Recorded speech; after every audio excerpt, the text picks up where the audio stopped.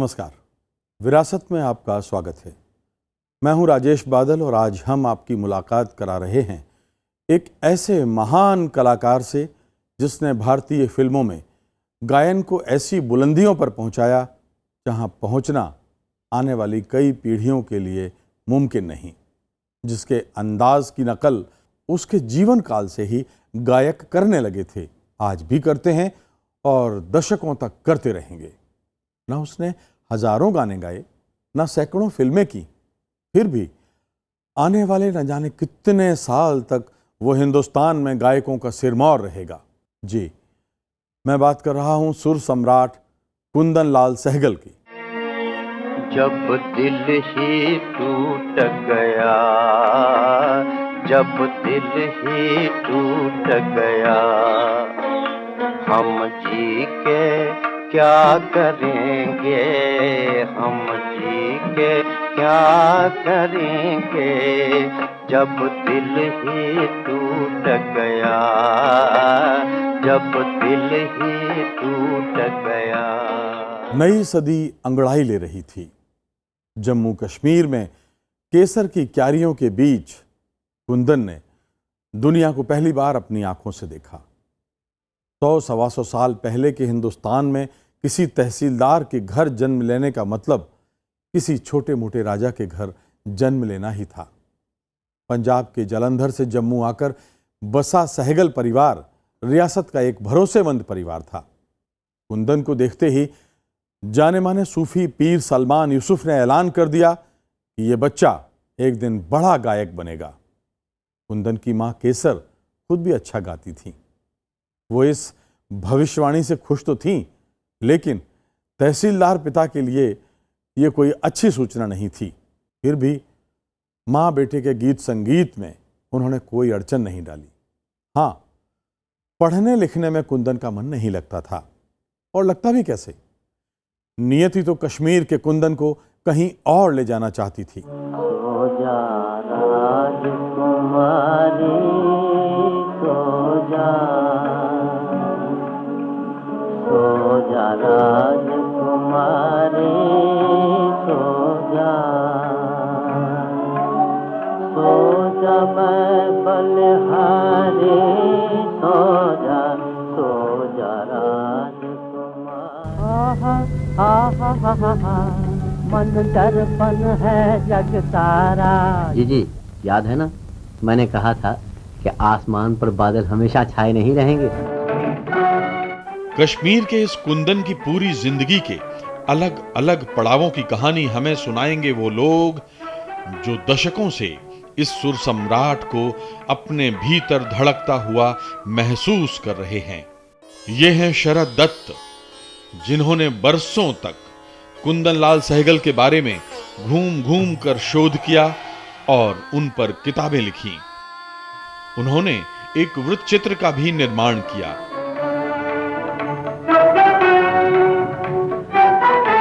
94 साल के प्राण नेविले, जिन्होंने लाहौर में कुंदन लाल सहगल को एक महफिल में गाते देखा और सुना।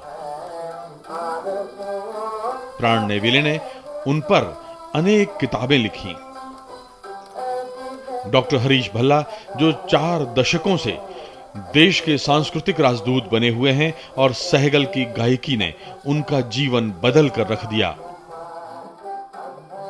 जम्मू के वरिष्ठ पत्रकार राहुल जलाली, राहुल ने अनेक साल तक जम्मू में रहकर सुर सम्राट के बारे में शोध किया।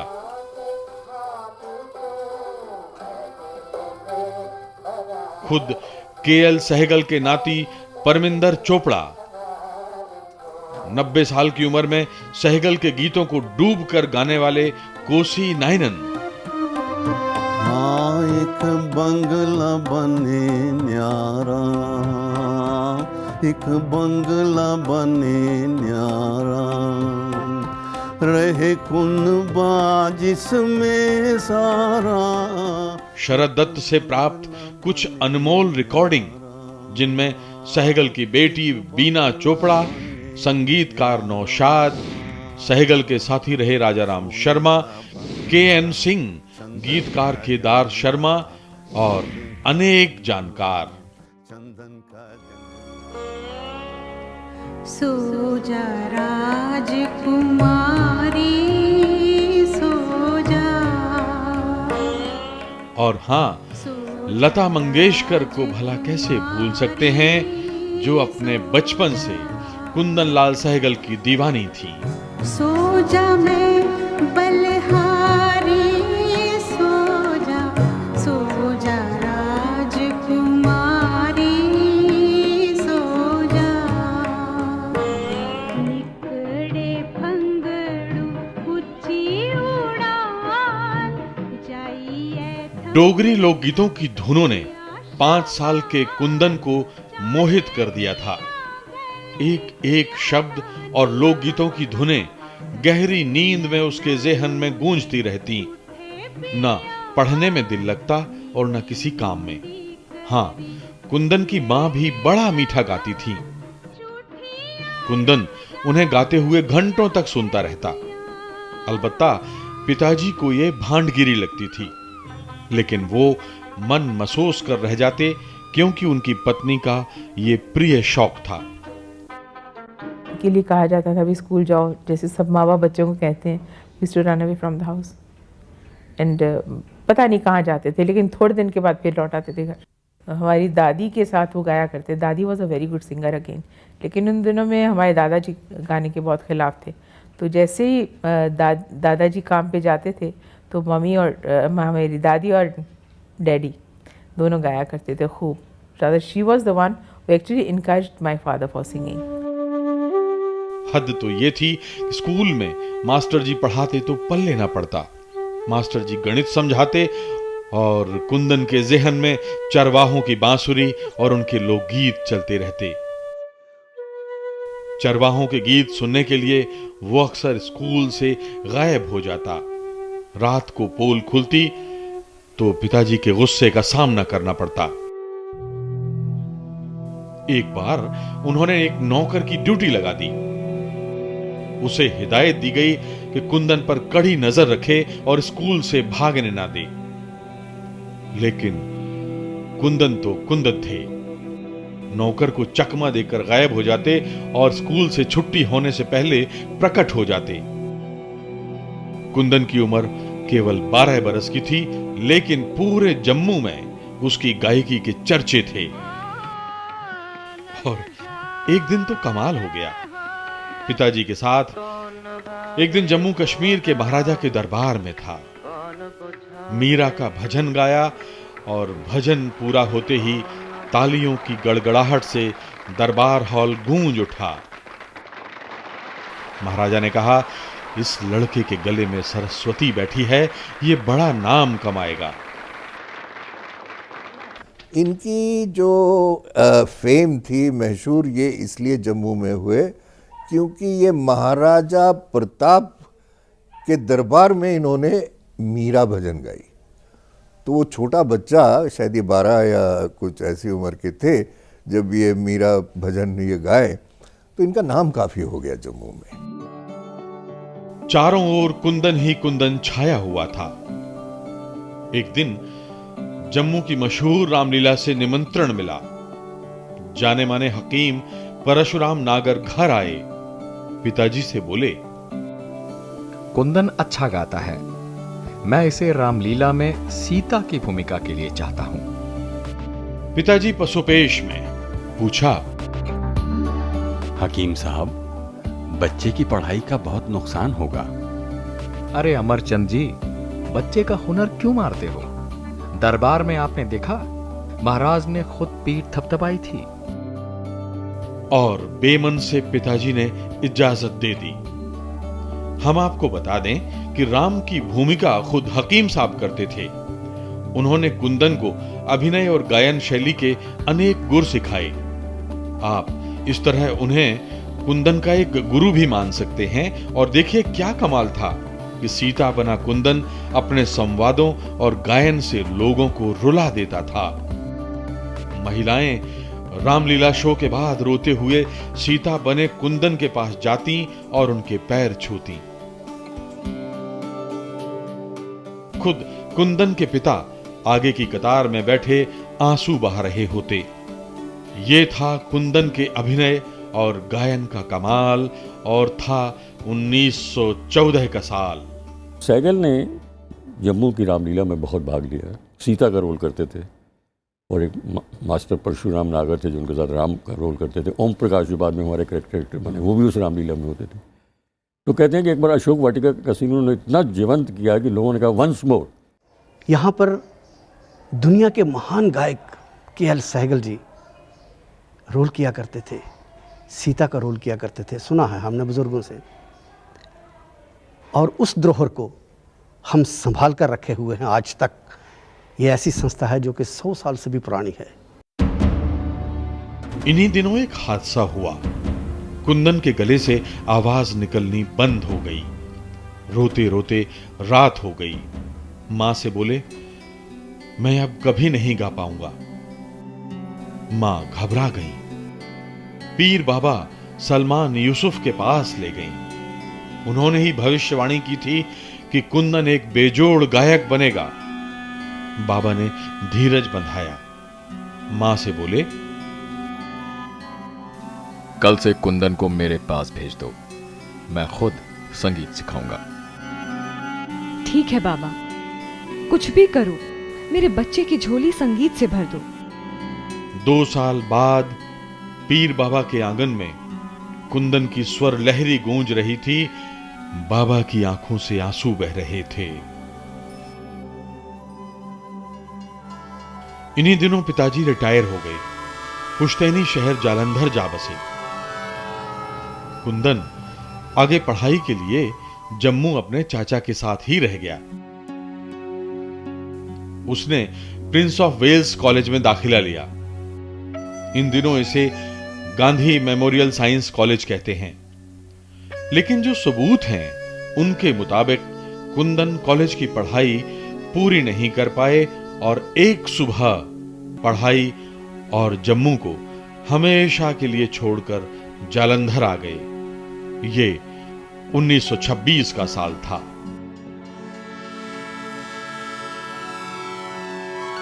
जालंधर के गली सहगला में आज भी वो मकान है जहां सहगल का परिवार रहता था। बचपन से आखिरी सांस तक सहगल का रिश्ता इस कमरे से बना रहा। कुंदन लाल सहगल के भतीजे सुरेश सहगल के लिए कुंदन लाल सहगल की निशानियां धरोहर से कम नहीं हैं। कि वो यहीं इस रूम में बैठकर अपना जितना भी खाना पीना बजाना इसी कमरे में किया करते थे। देश ही नहीं, दुनिया भर के संगीत प्रेमियों के लिए जालंधर और कुंदन लाल सहगल का घर एक तीर्थ से कम नहीं है। जालंधर में पिताजी ने ठेकेदारी शुरू कर दी थी। वो चाहते थे कुंदन उनकी मदद करे, और ठेकेदारी कुंदन के बस की नहीं थी। इसलिए कभी बिजली मैकेनिक बन जाते तो कभी किसी रेस्टोरेंट में काम करने लगते। अलबत्ता संगीत का शौक बदस्तूर जारी था। लेकिन एक दिन पिताजी ने आसमान सर पे उठा लिया। बोले, बहुत हो गया, या तो घर चुनो या संगीत। जिंदगी भर तुम्हारा बोझ उठाने का ठेका मैंने नहीं ले रखा है।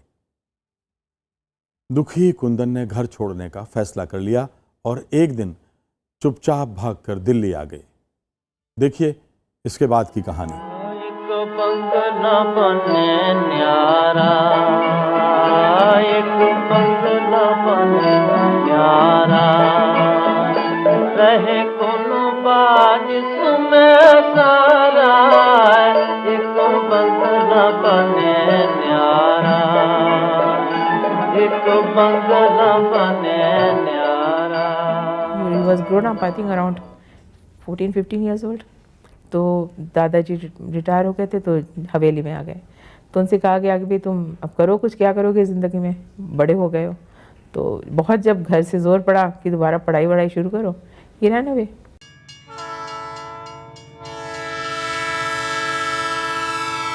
पता था तो सिर्फ कुंदन को कि वो दिल्ली जा रहा है। स्टेशन पर जब वो रेल से उतरा तो कोई ठिकाना नहीं था कि कहां जाएगा। अजनबी शहर में कुछ रिश्तेदार थे, लेकिन उसने तय किया था कि वो अपनी दम पर रोजी रोटी कमाएगा। दोस्तों की मदद से दिल्ली के बिजली विभाग में इलेक्ट्रीशियन की नौकरी मिल गई। इस नौकरी में भला हुनर को कौन पूछता। लिहाजा चंद रोज बाद उकताए कुंदन ने नौकरी छोड़ दी। इसके बाद मिलिट्री इंजीनियरिंग सर्विस में शिफ्ट अटेंडेंट की जॉब मिली। सहगल के बॉस थे बंगला फिल्मों के लोकप्रिय गायक और अभिनेता पहाड़ी सान्याल के भाई। उन्होंने ही सहगल की मुलाकात पहाड़ी सान्याल से कराई थी, लेकिन ये कहानी हम आपको सुनाएंगे आगे। अभी तो हम आपको ये बता दें कि इस नौकरी को भी कुंदन ने कुछ दिन बाद ठोकर मार दी, क्योंकि मैनेजमेंट ने उनकी मांग ठुकरा दी थी। कुंदन ने वेतन में 5 रुपए महीने बढ़ाने की मांग की थी। सहगल का अगर आप देखें तो वो एक उनका जो पूरा जीवन है वो संघर्ष में रहा, और उनकी जो तबीयत थी वो बिल्कुल पीर फकीर जैसी थी। उनको सिवाय संगीत के और कोई खबर ही नहीं थी दुनिया की। सहगल सड़क पर थे। ऐसे में उनके बड़े भाई रामलाल सहगल काम आए। उन्होंने दिल्ली रेलवे स्टेशन पर टाइम कीपर की नौकरी दिलाई। कुछ दिन बाद भाई का तबादला मुरादाबाद हो गया। वो कुंदन को साथ ले गए। कुंदन लाल सहगल अब मुरादाबाद रेलवे स्टेशन पर बतौर क्लर्क काम कर रहे थे। स्टेशन मास्टर अंग्रेज थे, संगीत के शौकीन। कुंदन के गायन ने उन्हें मोह लिया। मुरादाबाद के भद्रलोक में कुंदन की महफिलें सजने लगीं। स्टेशन मास्टर की पत्नी भी कुंदन से संगीत सीखा करती थी, बदले में अंग्रेजी सिखाती थी। दिन अच्छे कट रहे थे। वहाँ उन्होंने उस्ताद अब्दुल करीम खान का गाना सुना और उन्हें लगा कि ये गाने का जादू होता है, और फिर उन्होंने उनकी मशहूर एक बंदिश फिल्म देवदास में दिखाई। कभी कभी कुंदन को लगता दिल्ली में उनके हुनर की कद्र ज्यादा हो सकती है, और एक दिन जा पहुंचे दिल्ली। रेलवे यार्ड में नौकरी करने लगे। इसी नौकरी के दौरान एक दिन गोरी हुकूमत में बड़े पद पर तैनात राय साहब राघवानंद गौतम ने वसंत पंचमी पर अपने घर गाने का न्योता भेजा। सहगल ने वो संगीत महफिल लूट ली। राय साहब शिमला के रहने वाले थे और वहां एक ड्रामा क्लब चलाते थे। उन्होंने कुंदन से कहा, रेलवे की नौकरी छोड़ क्यों नहीं देते? शिमला के ड्रामा क्लब में गाने का भरपूर अवसर होगा और जरूरत के हिसाब से पैसे मिल जाएंगे। अंधा क्या चाहे दो आंखें। कुंदन जा पहुंचे शिमला। वहां के एमेच्योर ड्रामेटिक क्लब में कुंदन की नई नौकरी शुरू हो गई। क्लब के सारे शो गेटी थिएटर में हुआ करते थे। राय साहब ने एक कमरा कुंदन को दिला दिया और ढाबे में खाने का इंतजाम कर दिया। हम आपको बता दें कि उन दिनों गेटी थिएटर में एक शाम का टिकट होता था 150 रुपए। जी, आजादी से 17 साल पहले एक नाटक का टिकट 150 रुपए, और वो भी एक शो का। ये 1930 का साल था। वहाँ सहगल अपना पार्ट भूल जाते थे क्योंकि फीमेल रोल करते थे। तो उन्होंने कहा कि सहगल कल तुम्हारा प्ले है और तुम्हें डायलॉग याद नहीं। उसने कहा अगर डायलॉग ही याद हो जाते तो मुझे पहाड़े याद हो जाते तो तुम्हारी गाँव नहीं रहा होता। कुंदन की लोकप्रियता परवान चढ़ रही थी। इन्हीं दिनों एक नाटक में कुंदन ने एक हिजड़े की भूमिका निभाई और गाना गाया, सैया हाय ये बताशे की जोड़ी। इस नाटक ने कुंदन को शिमला का हीरो बना दिया। उनका एक बड़ा अच्छा गाना बड़ा मशहूर हुआ था, जो उन्होंने गेटी थिएटर में एक एक्टिंग करते हुए गाया था। वो था सैया मोहे मंगा दे बताशे दी जोड़ी। ये गाना इतना मशहूर हुआ था कि गोर बाजार में हर कोई उन दिनों यही गाना गाया करता था। इन्हीं दिनों सहगल की लोकप्रियता को देखते हुए क्लब ने एक नया नाटक पत्नी प्रताप सती अनुसुईया के मंचन का फैसला किया। कुंदन इसमें अनुसुईया की भूमिका में थे। राय साहब राघवानंद गौतम इससे बहुत खुश थे। एक दिन उन्होंने कुंदन से पूछा, शिमला में कोई तकलीफ तो नहीं? नहीं, आपके होते क्या परेशानी, आपने तो मुझे सब कुछ दे दिया। लेकिन क्या लेकिन? कोई उलझन? नहीं, उलझन तो नहीं, एक दरखास्त है आपसे। बोलो कुंदन। असल में थिएटर होता है शाम को और सारे दिन मेरे पास कोई काम नहीं होता। अगर कोई छोटी मोटी नौकरी मिल जाए तो समय कट जाएगा। बात तो तुम्हारी सही है, मैं कुछ करता हूं। राय साहब ने ड्रामा क्लब के एक और संरक्षक आनंदी प्रसाद से बात की। आनंदी प्रसाद रेमिंगटन टाइपराइटर कंपनी में मैनेजर थे। इस तरह कुंदन लाल सहगल की नौकरी टाइपराइटर कंपनी में शुरू हो गई। इतने पैसे होते थे कि सिगरेट की लत लग गई। 6-7 महीने ही बीते थे कि कंपनी ने दिल्ली तबादला कर दिया। कंपनी के आदेश पर राय साहब भी कुछ ना कर पाए।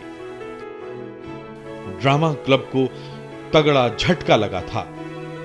शिमला अब कुंदन लाल सहगल का अतीत बन चुका था। सहगल अब घूम घूम कर गाते हुए टाइपराइटर बेच रहे थे। हमारे पैटर्न थे क्लब के और वो थे मैनेजर रेमिंगटन टाइपराइटर कंपनी। तो उनसे कहा कि साहब कैकर साहब इसको कहीं कुछ लगा लो अपने उसमें वर्कशॉप में। उसने कहा कोई बात नहीं, भेज दो। उन्होंने भेज दिया। वहाँ लिस्ट उनका एनरोलमेंट हो गया। एक सीज़न के बाद फिर वो क्या नाम दिल्ली आए, मैं भी दिल्ली आया। तो यहाँ कश्मीरी गेट पर दफ्तर था उनका। उस दफ्तर में मैं भी और वो भी साथ साथ थे। गौतम साहब ने कहा कि कैकर साहब ज़रा आप तो कुछ तरक्की कर दो इसकी, क्या कुछ बन जाए इसकी ज़िंदगी। उन्होंने उसको सेल साइड में ले लिया। फिर उस तीसरे सीज़न में वो वहाँ से शिमले से चुपचाप चले गए और पता नहीं किसी को इतला नहीं दी कि मैं कहाँ जा रहा। दिल्ली के कश्मीरी गेट इलाके में कंपनी का दफ्तर था। अक्सर वहां से गुजरने वालों को दफ्तर से गाने सुनाई देते। कभी कभी तो सड़क पर भीड़ जमा हो जाती और लोग मंत्रमुग्ध होकर कुंदन को सुनते। कुछ दिन के बाद कुंदन को दूसरे शहरों में जाकर टाइपराइटर बेचने का काम मिल गया। कंपनी को जबरदस्त फायदा हुआ। कुंदन दफ्तरों में जाते, अपनी आवाज का जादू बिखेरते और लौटते तो ढेर सारे ऑर्डर जेब में होते। टाइपराइटर की बिक्री कई गुना बढ़ गई थी। दूसरे सेल्समैन कुंदन से जलने लगे। वो एक साजिश के शिकार हो गए। शिकायत हुई कि कुंदन ने टाइपराइटर बेचने से मिले पैसे कंपनी को जमा नहीं कराए। जांच के बाद सारे आरोप झूठे निकले, लेकिन कुंदन का दिल टूट गया। उन्होंने तय किया कि वो अब कंपनी में नौकरी नहीं करेंगे। एक दिन सुबह कंपनी का दफ्तर तो खुला, लेकिन उसमें कुंदन लाल सहगल नहीं थे। वो दूर, बहुत दूर जा चुके थे। कंपनी ने कुंदन को खो दिया था।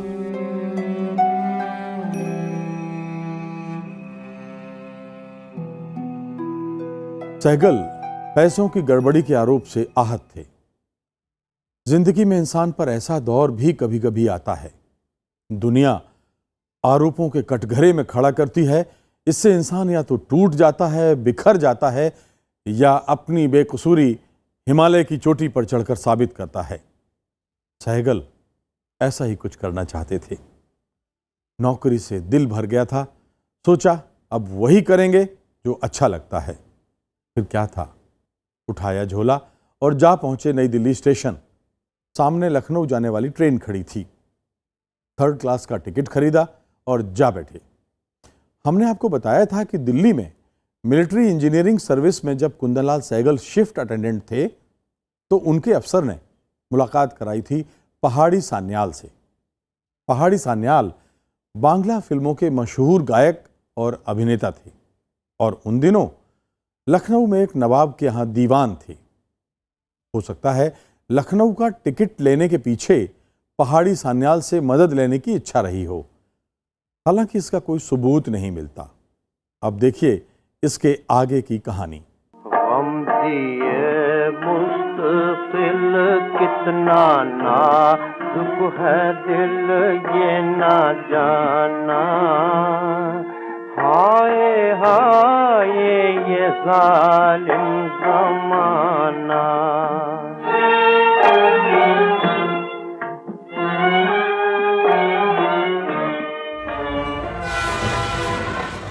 अंधेरे को चीरती ट्रेन रात में पूरी रफ्तार से भाग रही थी। साथ ही भाग रहे थे सहगल की खुली आंखों से सपने। कभी बहुत निराशा, अकेलापन और भविष्य का अंधेरा घना हो जाता तो कभी मां की याद आती। उनके भजन संगीत का झरना बनकर फूटते, दिल उजाले से भर जाता। सहगल खुद से ही बात करने लगते, बड़बड़ाते, संगीत ही मेरा साथी है, इसके सिवा दुनिया में मेरा कोई नहीं। ख्यालों में डूबे कब कानपुर आ गया पता ही नहीं चला। न जाने क्या सूझा कि झोला उठाया और उतर गए नीचे। नियति शायद उनकी और परीक्षा लेना चाहती थी और लखनऊ नहीं ले जाना चाहती थी। सहगल को याद आया जब कानपुर में टाइपराइटर बेचने आते थे तो कुछ दफ्तरों के आला अफसर उनको बड़ी इज्जत देते थे और उनका गायन भी पसंद करते थे। शायद वो कुछ मदद करें। लेकिन जब उनके पास गए तो बड़ा झटका लगा। सभी ने हाथ खड़े कर दिए और किसी किसी ने तो पहचाना भी नहीं। टूटे हुए सहगल बिखरने लगे। जेब के पैसों ने चेतावनी दे दी। कुछ दिन गुजरे, पेट भरने के लिए पैसे भी ना बचे। ऐसा बताते हैं कि कई दिन उन्हें भूखों रहना पड़ा। एक दिन किसी चमड़ा फैक्ट्री के दरवाजे भूख से बेहाल कुंदनलाल सहगल बेहोश होकर गिर पड़े। मजदूरों ने देखा तो उठाकर अपनी बस्ती में ले गए। 2-4 दिन रखा। सहगल की तबीयत सुधर गई तो जाने दिया। आज के जमाने में क्या आप इसकी कल्पना भी कर सकते हैं? संघर्ष चलता रहा। कभी कभी जी उचटता तो गंगा किनारे सरसैया घाट पर मंदिर के सामने बैठकर भजन गाने लगते। बड़ा चैन मिलता। एक दिन भजन गाते गाते इतने डूब गए कि आंसू बहने लगे, सुध बुध खो बैठे। लोगों ने समझा भिखारी है। कुछ भजन सुनते और कुछ पैसे फेंक कर आगे बढ़ जाते। सहगल को होश आया तो देखा चारों तरफ पैसे बिखरे पड़े हैं। अपने पर शर्म आने लगी। देखा तो एक सज्जन घूर कर देख रहे थे। परिचय हुआ तो उन्होंने सहगल को जॉब ऑफर कर दी। वो एक साड़ी विक्रेता थे। बोले, गागा कर साड़ियां बेचो मियां, जितनी साड़ी उतना कमीशन। मरता क्या ना करता। अगले दिन से सहगल साड़ी वाला बन गए। पहले ही दिन 8 साड़ियां बेची। कानपुर की तंग गलियों में साड़ियों का ब्यौरा गाते हुए देते और पीछे पीछे उस साड़ी विक्रेता का नौकर साड़ियों का गट्ठर लादे घूमा करता। धंधा चल निकला। एक आदमी ने जब भी उनके पास गए तो उसने कहा, टाइपराइटर ही फेंक दिया। उसने कहा, ये क्या मशीन तुम ले हो, तुम्हारी आवाज़ अच्छी है, मैं साड़ियों का धंधा करता हूँ, तुम मेरी साड़ियाँ के लिए आवाज़ लगाओ तो मैं तुम्हें इससे ज़्यादा पैसे दूंगा। तो उसने कहा कि मैं साड़ियों का गट्ठर थोड़ी उठाऊंगा। उसने नहीं, गट्ठर हमारा आदमी उठाएगा, तुम अपनी आवाज़ में कहना कि साड़ी ले लो। कुछ दिन ही बीते थे कि गले में फिर खुजली होने लगी। होता ये कि दिन भर साड़ियां बेचते और शाम को कानपुर के संगीत उस्तादों की संगत में चले जाते। उन दिनों वहां उस्ताद रशीद अहमद खां और उनके भाइयों गुलाम साबिर खां, गुलाम जाफर खां और गुलाम बाकर खां की धूम थी। सहगल ने उनसे कुछ राग रागिनियां सीखी। इन उस्तादों ने कुंदन की गायकी को भी पसंद किया। कानपुर में उन दिनों मुजरे भी होते थे। कुछ तवाइफें अपने ठुमरी, दादरा और लोकगीतों के लिए मशहूर थीं। ऐसी ही एक तवायफ को सहगल गुरु मां मानने लगे। उनसे ठुमरी दादरा सीखा। कानपुर में भी कुंदन की गायकी के चर्चे हो रहे थे।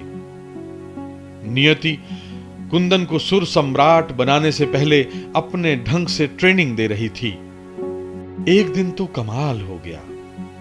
शाम की संगीत महफिल में उन्हें पंडित हरिश्चंद्र बाली मिले।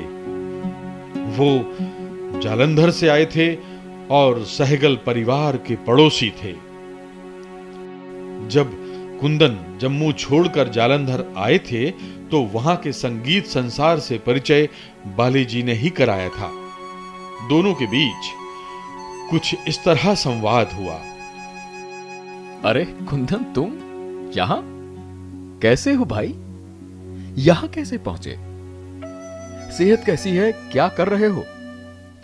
जी 4-5 महीने से कानपुर में ही हूं। तुम्हारे घर वाले तुम्हें ढूंढ रहे हैं। हम सब कितने परेशान रहे हैं, तुम्हें शायद नहीं पता। मगर मैं तो बराबर मां को चिट्ठियां भेज रहा हूं। मजाक बंद करो कुंदन। तुम्हें नहीं पता कि मां की हालत क्या है? कानपुर में हो और चिट्ठी कभी इलाहाबाद से, कभी लखनऊ से, तो कभी मुरादाबाद से भेजते हो और किसी में अपना पता भी नहीं लिखते।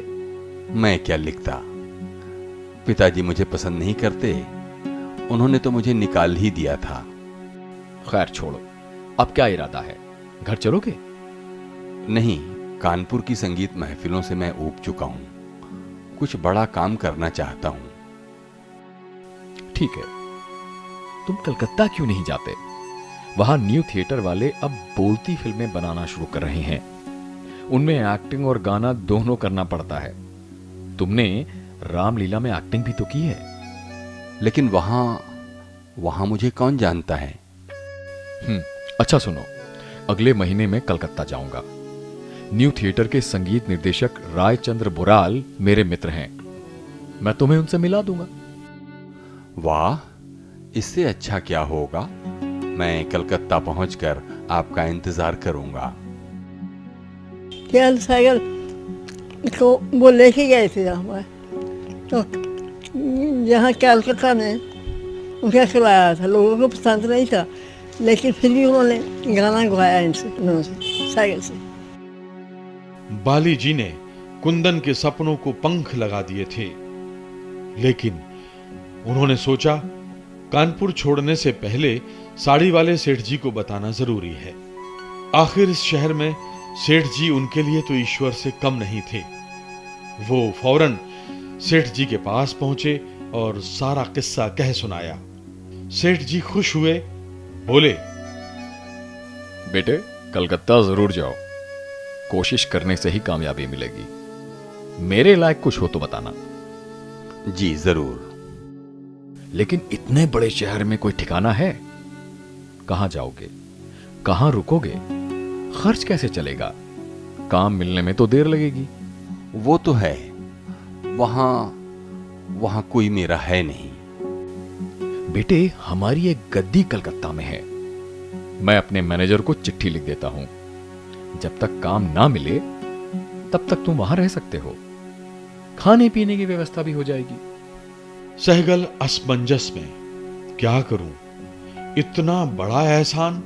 एक पिताजी थे जो मेरा खर्च नहीं उठाना चाहते थे, और एक ये सेठ जी कुंदन का ऊहापोह ताड़ गए। स्वाभिमानी कुंदन की हिचक क्या है समझ गए। अच्छा सुनो, तुम कलकत्ता में भी फेरी लगाकर साड़ियां बेच सकते हो। जब मर्जी का काम मिल जाए तो छोड़ देना।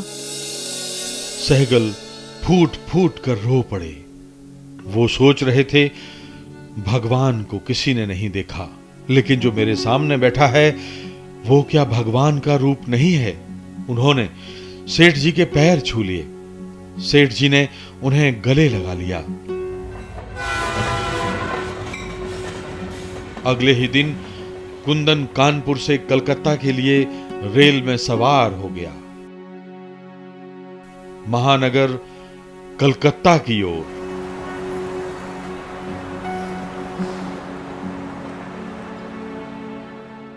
कलकत्ता की तंग गलियों में सहगल के सुर साड़ी बेच रहे थे। दिन भर ठीक ठाक पैसे कमा लेते। अभी हरिश्चंद्र बाली जालंधर से नहीं आए थे। फिर भी साड़ी बेचने के काम से फुर्सत मिलती तो शाम को न्यू थिएटर और रेडियो स्टेशन की परिक्रमा करने लग जाते। न्यू थिएटर में तो नहीं, रेडियो में जरूर सहगल को मौका मिल गया, लेकिन दिल्ली अभी दूर थी। न्यू थिएटर के द्वार सहगल के लिए बंद थे। ये 1930 का साल था। सहगल अभी भी फेरी लगाकर साड़ी बेचने का काम कर रहे थे। एक दिन एक गरीब बस्ती में नजमा नाम की लड़की मिली। उसने एक हरे रंग की साड़ी पसंद की, लेकिन दाम पूछे तो घबरा गई। साड़ी 10 रुपए की थी। सहगल ने कहा, तुम ये साड़ी ले लो, पैसों की चिंता मत करो। नहीं, मैं इतनी महंगी साड़ी नहीं ले सकती। कोई बात नहीं, मैं पैसे बाद में ले लूंगा। नहीं, बिल्कुल नहीं। आपको नहीं पता, मेरे माँ बाप नहीं हैं। एक भाई है, मजदूरी करता है, किसी तरह गुजारा हो जाता है। अगर अगले शुक्रवार तक आप ये साड़ी ना बेचें तो भाई अगले हफ्ते की मजदूरी से ये साड़ी खरीद लेगा। ठीक है नजमा, अगले हफ्ते तक ये साड़ी नहीं बेचूंगा, उसके बाद ये साड़ी तुम्हारी।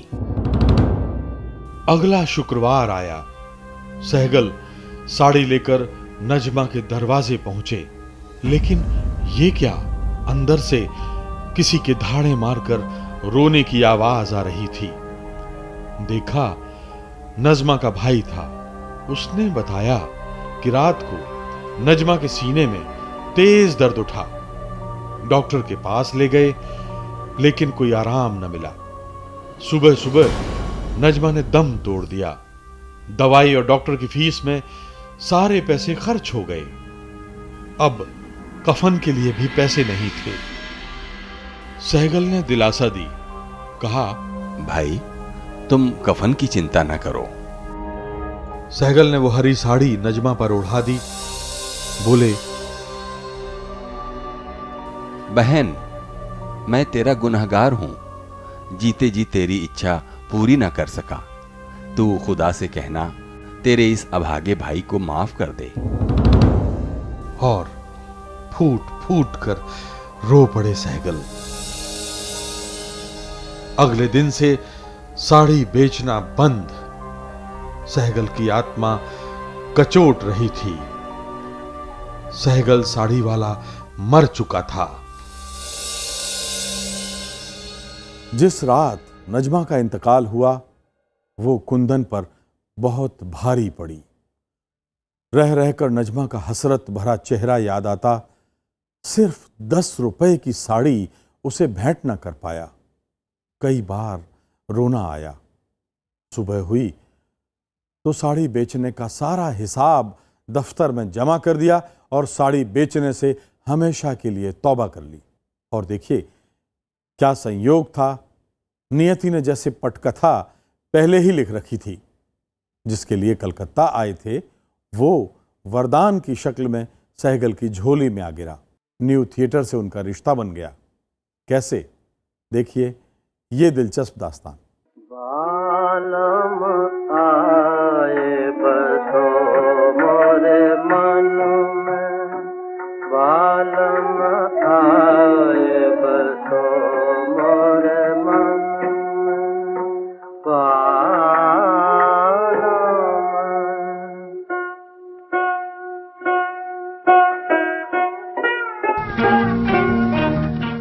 न्यू थिएटर से जोड़ने वाली अनेक कहानियां प्रचलित हैं, लेकिन शोध के मुताबिक सबसे ठीक ठाक और भरोसा करने वाली कहानी हम आपको बताने का प्रयास कर रहे हैं। तो हुआ ये कि जब सहगल ने साड़ी बेचना बंद किया और उधर जालंधर से हरिश्चंद्र बाली की चिट्ठी मिली। उन्होंने लिखा था कि वो कलकत्ता आ रहे हैं और न्यू थिएटर्स के संगीत निर्देशक रायचंद्र बोराल के घर ठहरेंगे। कुंदन चाहें तो आकर मिल सकते हैं। अंधा क्या चाहे दो आंखें। सुबह सुबह जा पहुंचे बोराल के घर। बाली जी ने बोराल से मिलाया, लेकिन बोराल बड़े सख्त थे। बोले, ना तो इसने शास्त्रीय संगीत सीखा है और ना बांग्ला जानता है। सिर्फ गजलें और भजन गाने वाले को मैं कैसे मौका दे सकता हूं? बारी कुंदनलाल की थी। उन्होंने कहा, आप अवसर तो दीजिए। आपके आशीर्वाद से मैं असंभव को संभव कर दिखाऊंगा। बाली जी ने भी कुंदन का समर्थन किया। बोले, एक बार न्यू थिएटर के मुखिया बीएन सरकार से मिला दीजिए। ये लड़का आपका भरोसा नहीं तोड़ेगा। ठीक है, मैं कोशिश कर सकता हूं, मगर वादा नहीं करता। इस तरह आरसी बोराल कुंदनलाल सहगल को ले गए बीएन सरकार के पास। सरकार ने देखा तो बोले, अरे, इस लड़के से तो मैं कई बार मिल चुका हूं। इसे तो बांग्ला भाषा ही नहीं आती। कैसे काम करेगा न्यू थिएटर में? एक बार इसका काम तो देख लीजिए सरकार साहब, आपको निराशा नहीं होगी। आरसी बोराल ने कहा, चलो तुम कहते हो तो देखते हैं।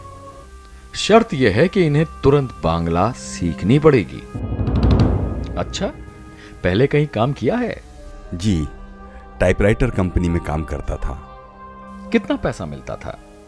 जी, 150 रुपए और भत्ता। ठीक है, हम आपको 200 रुपए से ज्यादा नहीं दे सकते। 200 रुपए हर महीने और 5 रुपए रोज भत्ता मिलेगा। और बीएन सरकार ने कुंदनलाल सहगल का एग्रीमेंट तैयार करने का आदेश दिया। सहगल आसमान में उड़ रहे थे।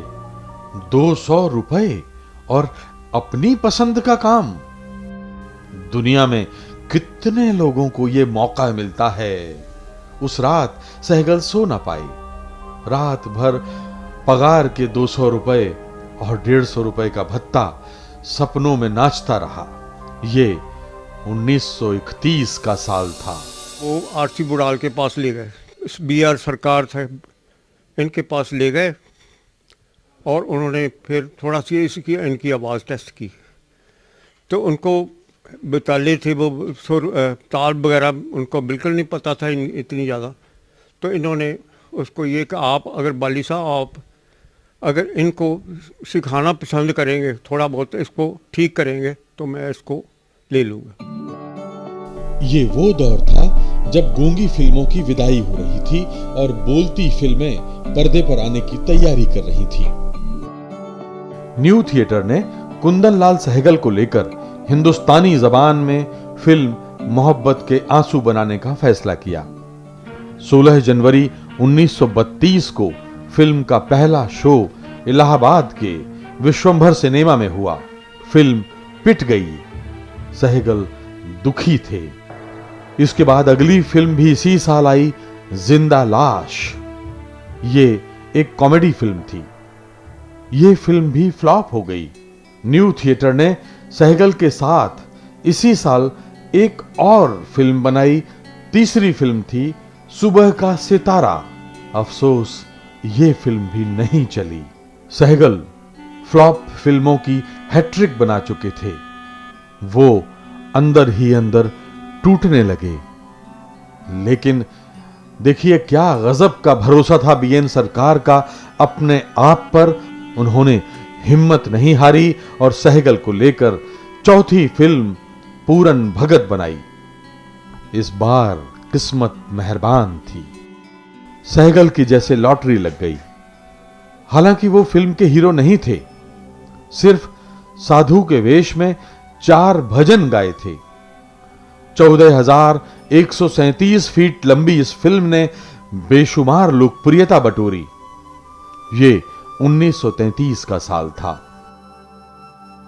पहली 3 फिल्मों में जो उनका क्रेडिट लाइन है वो सहगल कश्मीरी के नाम से। ओह, पूरा नाम नहीं दिया उन्होंने।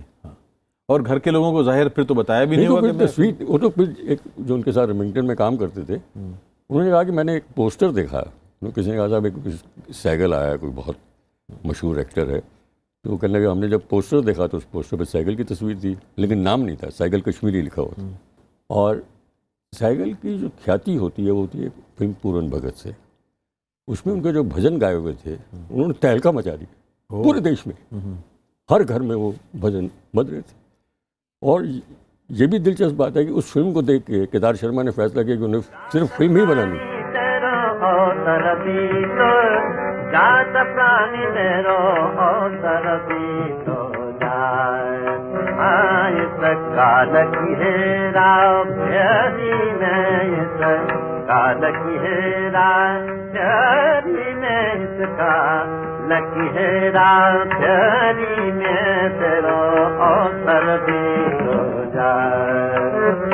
उनकी मदर जो थी बचपन में इनको ले जाती थी जहाँ भजन होते थे और वो खुद भी गाती थी।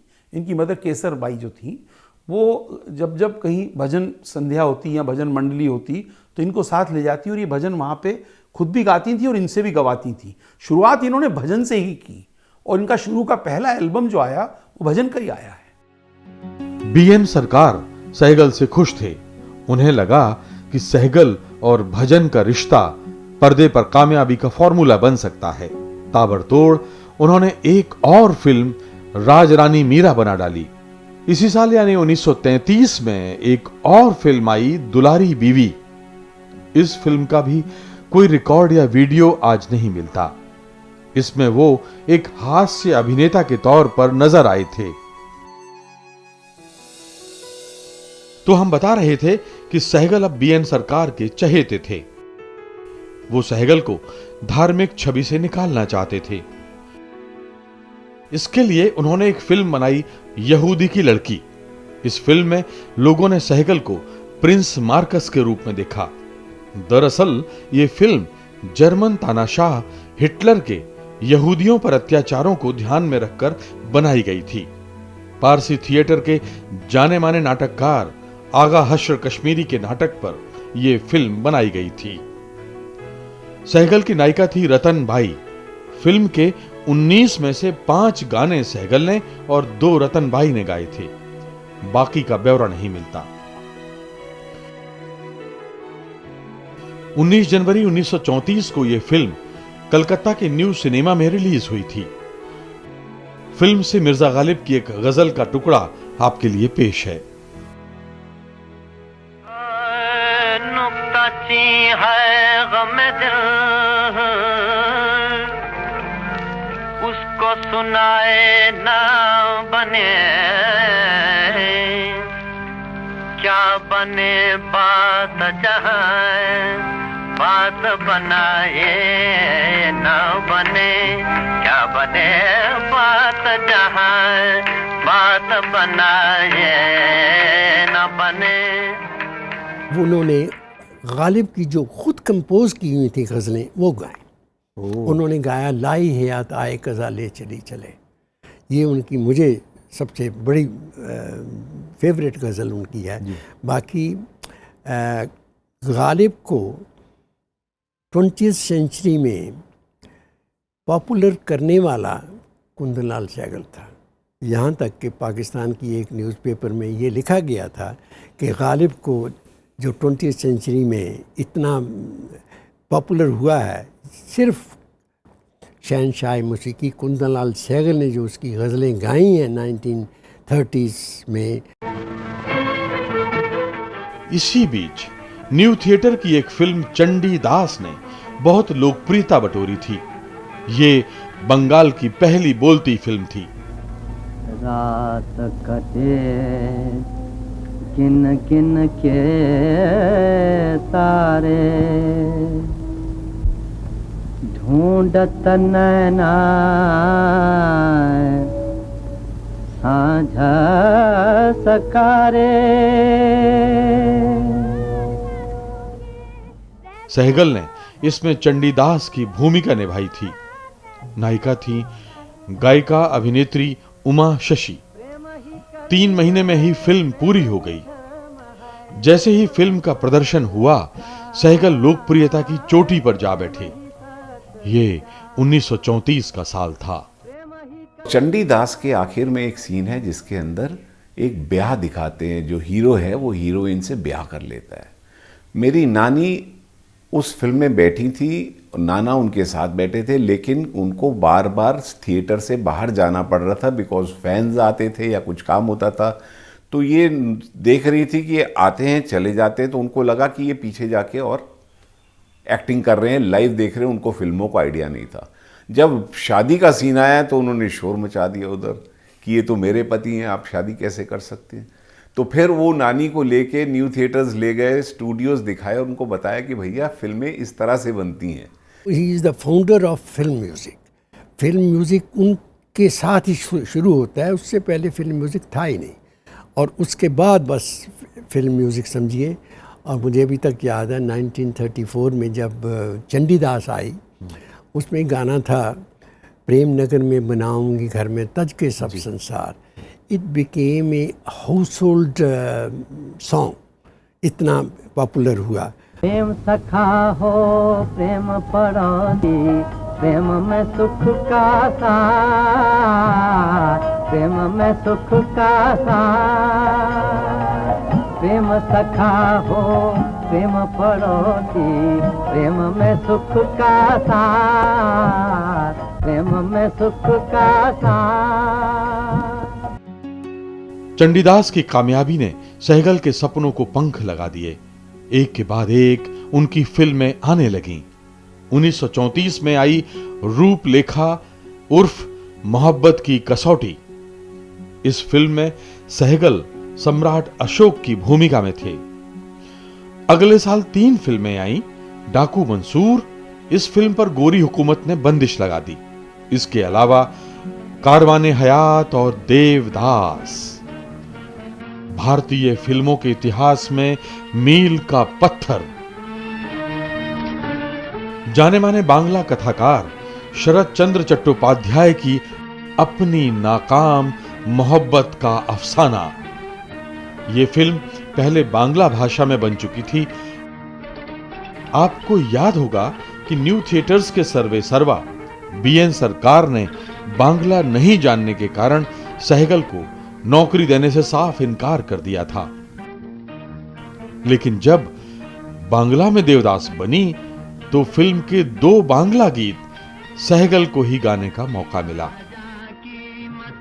और जब देवदास का हिंदी संस्करण बना तो सहगल फिल्म के हीरो थे और उन्होंने सारे गाने गाए। सूरतिया जाकी मतवारी, पतरी कमरिया उमरिया बाली, एक नया संसार बता है, एक नया संसार बता है, जिनके 2 नैनन में बालम आए बसो मोरे मन में, बालम आए बसो मोरे मन में।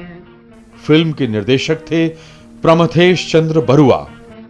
हां, संगीत निर्देशक आरसी बोराल नहीं बल्कि तिमिर बरन थे।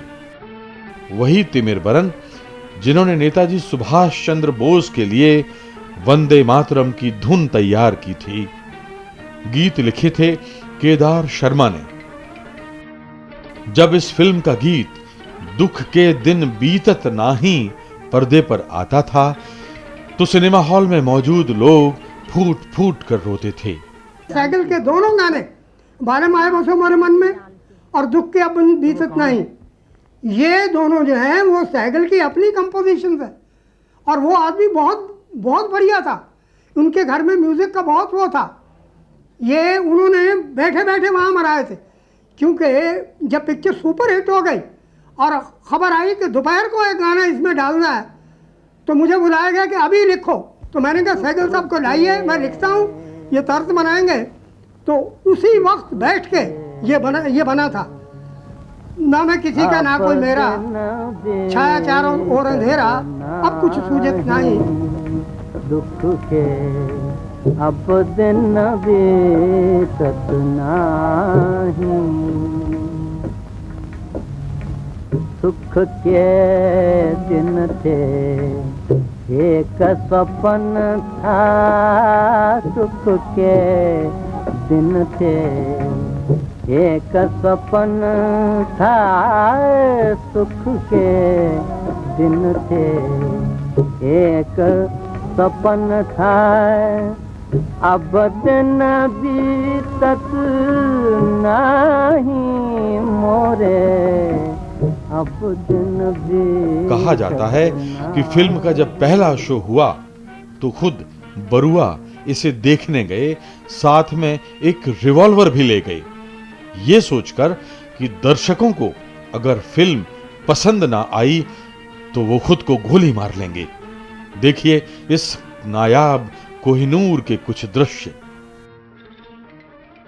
ओ, तो तुम आ गई? हाँ, मैं आ गई। तुम कहाँ जा रही थी? मैं पूजा के लिए मंदिर में जा रही थी। तो फिर यहाँ क्यों आ गई? मुझे मेरे देवता ने बुलाया, इसलिए मैं आ गई। पारू, क्या? मेरे वालिदैन इसके खिलाफ हैं। सुना? तुम जानती हो? मुझे कुछ भी जानने की जरूरत नहीं। देवदास, क्या हुआ भैया? कुछ नहीं। हिंदुस्तान को फिल्मों का पहला महानायक मिल गया था। ये 1935 का साल था।